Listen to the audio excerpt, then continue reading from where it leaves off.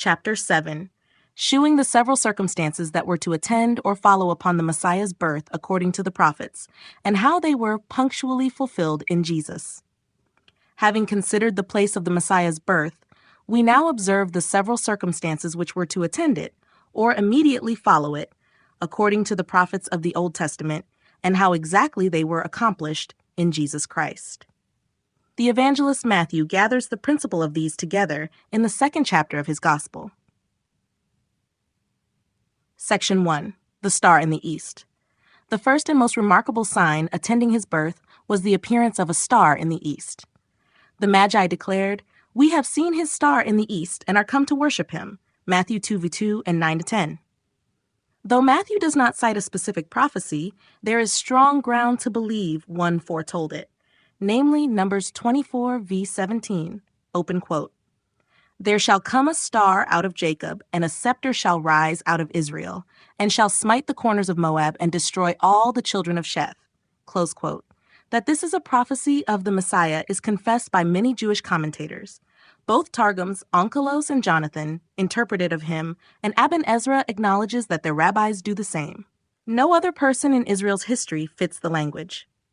The star and the scepter denote a royal, conquering deliverer whose goings forth reach unto the ends of the earth. The learned Jew who admitted that Balaam spake this concerning the Messiah, whose coming we still await, bore unwitting witness that it was already fulfilled in Jesus, who has spoiled principalities and powers, and reigns even now over the children of men, as Onkelos renders the children of Sheth. Section 2. Whether the star be a title or a sign. The question remains, was the star meant as one of Messiah's titles, or as a sign of his appearing? Some ancient Jews took it as a title, hence the false deliverer whom they followed for a time was styled Bar Kokhba, the son of the star, in reference to this very text. Until discovering his deceit, they renamed him Bar Koziba, the son of a lie. It may well be that when Jesus is called the bright and morning star, Revelation 22:16, the allusion glances back to Balaam's oracle. Yet it seems more reasonable to take the prophecy as promising a celestial sign rather than merely a title. As there shall be a visible token in heaven at his second coming, so there was at his first, a star appearing to announce that the scepter bearer had arisen out of Israel. Two considerations support this sense. The conclusion drawn by the wise men themselves. They knew from the appearance of the star that the King of the Jews was born and traveled to worship him.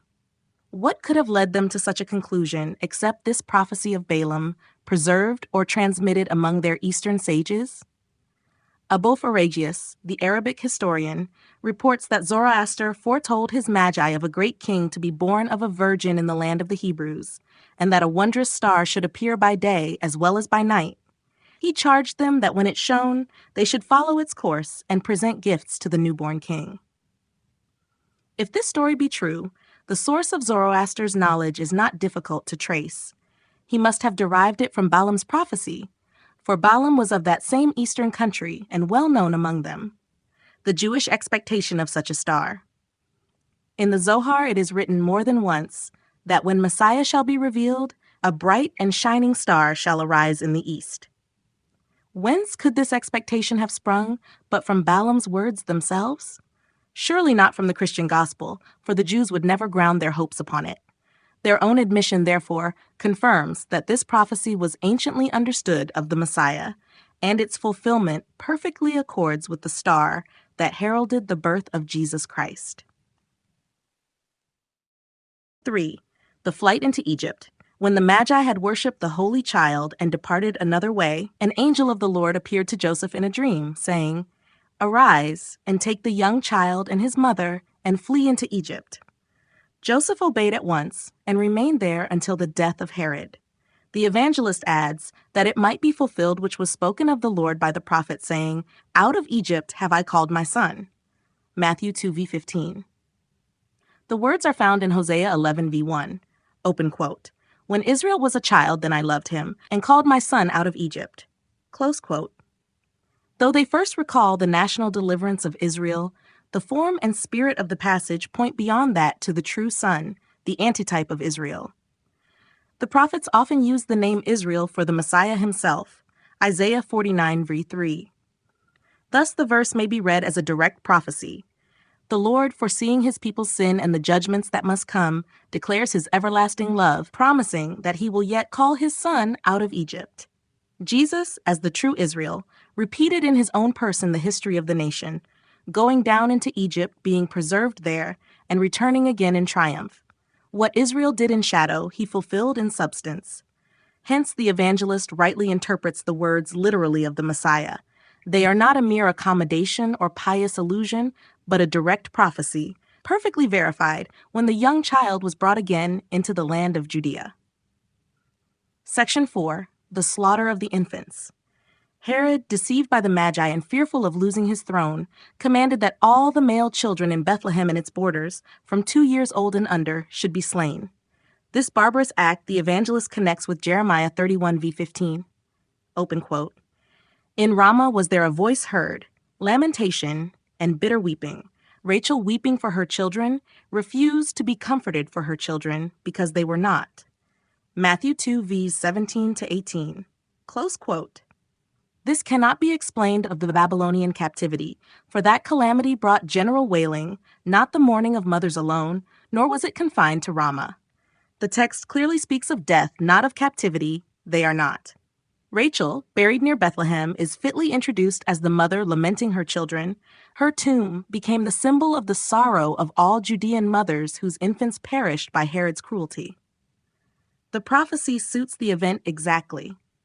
The cry of lamentation rose from the very region of Rachel's sepulchre, and the following verses of Jeremiah give gracious comfort.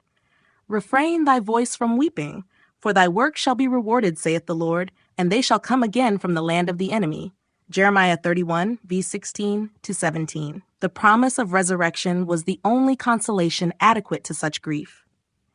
Thus this passage stands as a literal prophecy of the massacre at Bethlehem, fulfilled within a short time of the Messiah's birth. Section 5. He shall be called a Nazarene. When Joseph brought the child back from Egypt, he came and dwelt in a city called Nazareth, that it might be fulfilled which was spoken by the prophets. He shall be called a Nazarene. Matthew 2:23. Here critics have long stumbled, for no such sentence is found verbatim in the Old Testament. Yet several observations remove the difficulty. The evangelist does not cite a single prophet, but the prophets collectively, indicating that he refers to the general tenor of their predictions, not to the wording of any one text. The phrase, he shall be called, often means he shall be, and Matthew does not even say it was written by the prophets, only that it was spoken by them. The sense, then, is that the Messiah should be despised and lightly esteemed, which was indeed the united testimony of the prophets, Psalm 22, Isaiah 53, Zechariah 11:12-13. By dwelling in Nazareth, a town held in contempt, Jesus fulfilled this prophetic description and came to be known by a name of reproach, Jesus of Nazareth. The title by which his followers were afterwards derided, Nazarenes, was therefore itself a witness to prophecy fulfilled.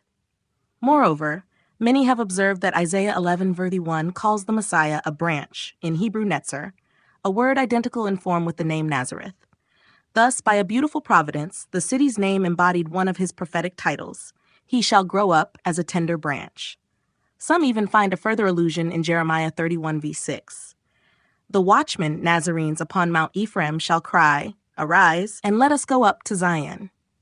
Whether through word or through circumstance, the prophets truly foretold that Messiah would be called a Nazarene, and so he was.